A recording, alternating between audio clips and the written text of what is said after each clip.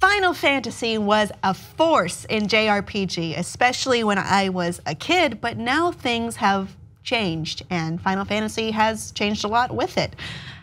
One of the things Final Fantasy has done strangely is market themselves. I mean, we could also consider strange movements in games, like why was Final Fantasy X-2 a thing? Why was Final Fantasy 13-2 and 13-3 a thing? Yeah, Lightning Returns. We didn't need Lightning to return. I didn't play it, but I watched my sister play the second game in that series where you play as the sister. Yeah. That game is so stupid. Anyway. Yeah. For a long time, Square-Enix really hasn't known what to do with Final Fantasy in-game or in their marketing skills, marketing schemes. I mean, on the note of Final Fantasy 13, we have a weird marketing choice, which was to make the protagonist of the game, Lightning, a very, by all accounts, somber character, serious, stoic, become a fashion model. So Lightning, for some reason, in 2015, became a model for luxury brand Louis Vuitton. All this time, I thought the only style that suited me was the one that mirrored who I was, strong and tough, but I was wrong. Nicholas Guesquiere, my bad, changed the way I see myself. Perhaps I'm finally learning who I truly am with this $1,000 shirt. I don't think that's in character for Lightning. It would be weird if Cloud were suddenly the model for Calvin Klein. I mean that's not even high fashion anymore. And even that, I don't even think. I think those are just two audiences that are just so separate. Like I don't think that somebody who cares about Louis Vuitton bags and high fashion really cares about Final Fantasy. Like I just think that's I think there's a divide there. I'm not saying you can't like fashion and Final Fantasy. I don't see that Venn diagram. It's very small. It's not enough to make an entire campaign for it. Yeah, exactly. It just seems like a really weird decision to try and promote your game or your fashion brand. I don't know. Yeah, I don't know I at just all. don't get it. Another weird choice is, well, in the past we've seen Final Fantasy games use a lot of J-pop. And they've moved over into American or Western music. We had Leona Lewis do a song for Final Fantasy 13. And then we saw pop star Ariana Grande as a playable character in Final Fantasy Brave Exvius. So she's called Dangerous Ariana because this was what she wore for her Dangerous Woman, at least the cover, I think a video as well. It's a mobile game. I would argue Final Fantasy mobile games are not really good. No, unless they're ports of good games. Yeah, they're historically pretty bad, the Final Fantasy mobile games, and I think that this is just a cheap cash in again, trying to find another audience that typically might not play their game, trying to draw somebody in. But I don't think that somebody who cares about Ariana Grande are coming over to. They could, of course. Like, mobile is more casual. Right. She's a big pop star, but it just doesn't seem to click. And it doesn't fit in the game. It's not like she's the singer. It's like right. Okay, so you go against and you got a black mage and a soldier and.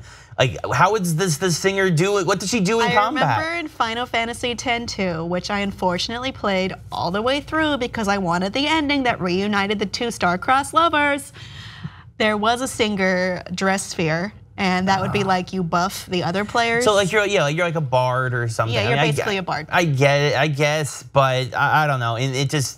It felt a little out of place. It felt out of place on a lot of levels. It's a little weird. It's not a natural choice. Speaking of not a natural choice, you want to sometimes crossover games. We have Mario, Rabbids. You know, sometimes it's a more likely choice. However, when Final Fantasy 15 crossed over with Assassin's Creed, it didn't seem to make much sense.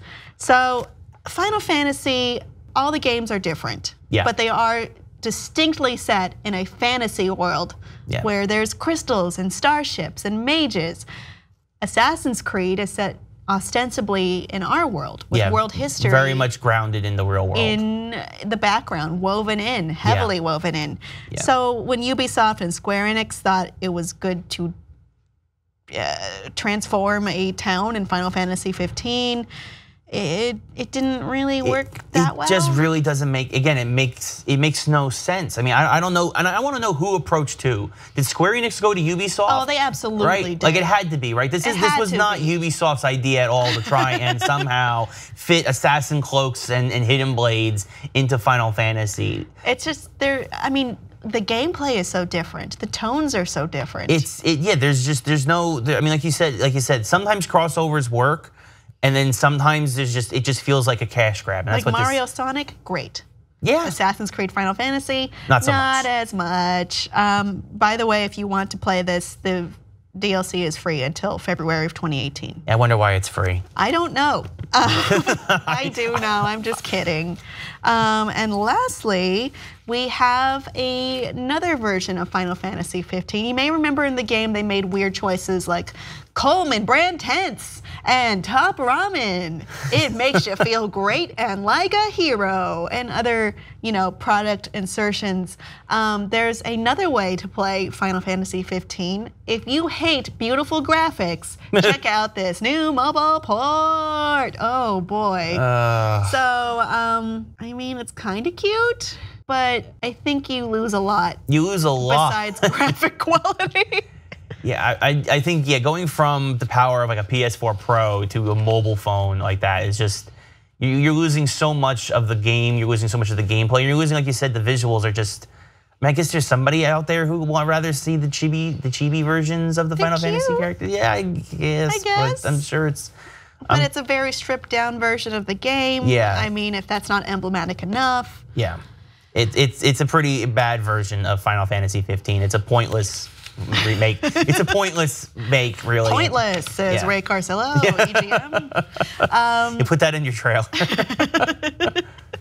I mean, it's confusing to me. These are bizarre marketing decisions. There have been some weird internal decisions as well, but as far as marketing goes, I don't know why they did a lot of what they did. I want to know if this is just a really, because obviously Square-Enix Japan handles Final Fantasy, if there's that much of a divide between the East and the West. Like, I want to know, like I would love to go to Japan for many reasons, but I want to go to Japan and actually ask people, like, if this was something, if these campaigns, who did this, appealed to them.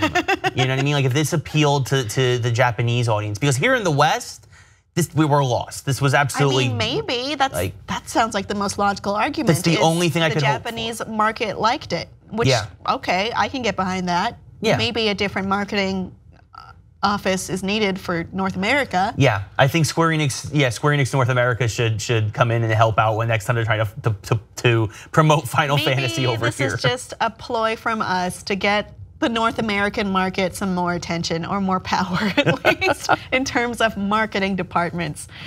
Oh boy. Audience, what do you think is the weirdest thing that the Final Fantasy series has done? Please let us know below, and please like and subscribe for more.